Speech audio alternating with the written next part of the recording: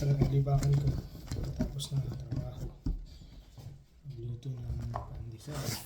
Magluto ko ng pandesal. Nagawag lang bukas.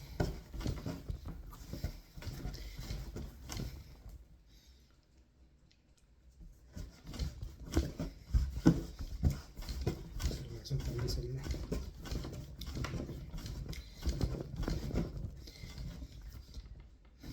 Mga guys, maganda to libangan gawa ng tututong mag-bake ng tinapay.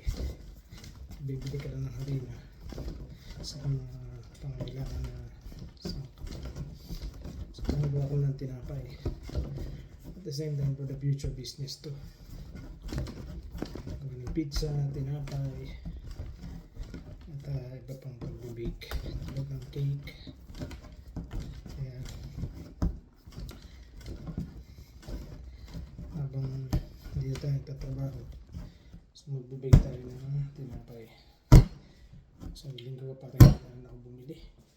So ito talaga mga kaibigan ang hilig ko pag ako'y kakalabas din sa trabaho at may oras ako. So nagbubake ako ng tinapay para may sarili akong pang baon at the same time ay nalilibang ako at nakukuha ko yung mga ingredients na gusto ko. So see you at the minute. Makikita natin resulta. Ito na mga ka-bakers. So hintayin lang natin umarsa and then sasalang natin sa oven. Hintayin lang natin mga ilang oras.